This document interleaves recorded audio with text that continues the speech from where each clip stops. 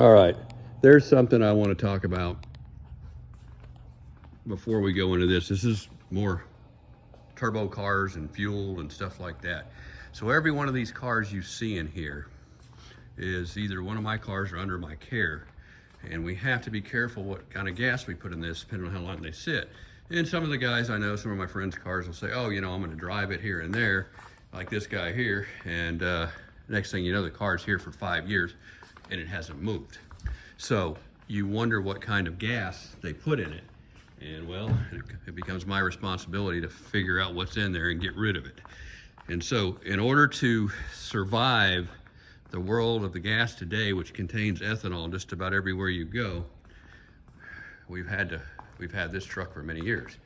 And this truck is just what you see it is, service truck, and it contains a 120-gallon gas tank in the back of it, and also has 80 gallons of tanks, double tanks on, so it's 180 gallons of gas basically.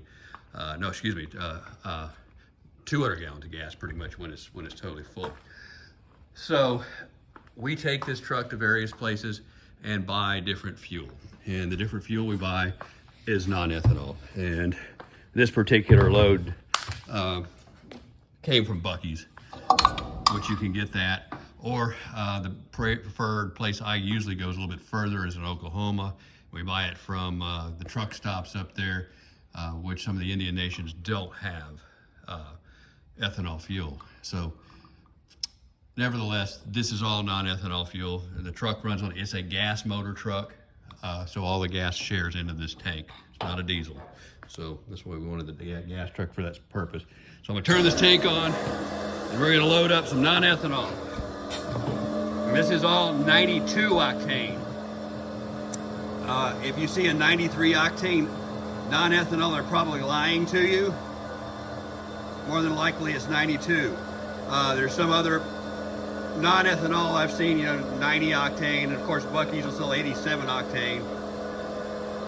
And it's usually damn near $1 more than everything else.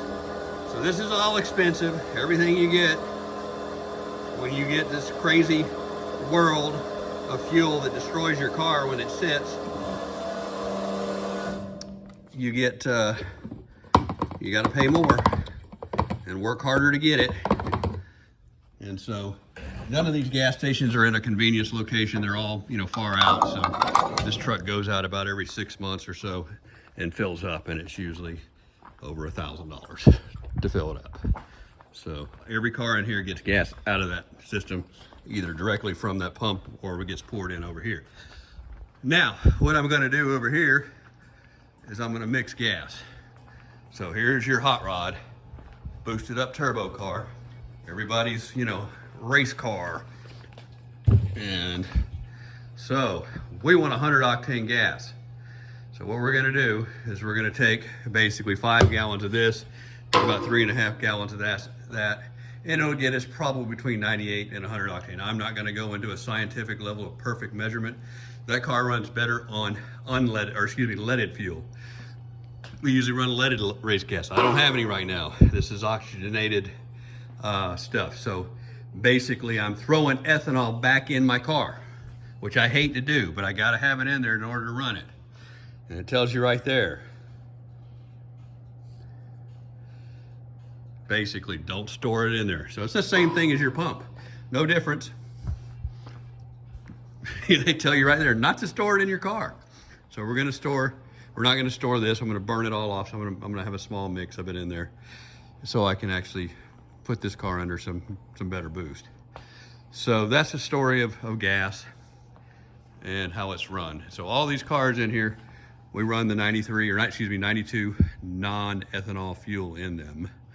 And some of them require extra mix, like the turbo car here, or the race car here.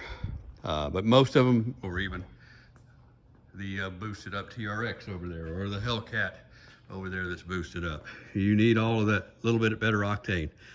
And these cars right here, the 502 in there, which really doesn't need it. It'll run on pump gas fine, but it does help a little bit better gas than that. This car absolute must needs it. This car needs it. But these cars run better on leaded gas. And so when I say leaded, we mix a little leaded race fuel, like 113 octane race fuel with the 92 non-ethanol fuel. And the leaded race fuel does not contain ethanol. And so it can sit, and that's the better way to go. But of course, if you've got a late model car with catalytic converters, that's not a good idea. Even an oxygen sensor is not good, but we change them out periodically on these cars. And it really doesn't seem to hurt them when we have the light mix of it. So it's not a big deal. But of course, you know, all this stuff is for off-road only, not for highway use. But anyway, that's the story of gas and how you do it. And so what led to having to do this is the same thing that we're always doing. Every one of these old cars, I get so many old cars that you got to drop the tanks, pull the gas out of them, and it's because mainly the ethanol damage. It was carburetor, pull it apart. Fuel injection cars like these, they get damaged. Just on and on it goes. And so be careful when you let your car sit. If you don't think you're going to use it, don't be fooled. That gas will go bad. And I've shown you a lot of different things of the damage in different videos and things like that. So that's how we have to maintain gas, and it's a chore. Nothing easy to it. And you know, all this joys and glamour of classic cars, it's work, man. It's a whole lot of work. Just a warning. But hey, it's worth it, right?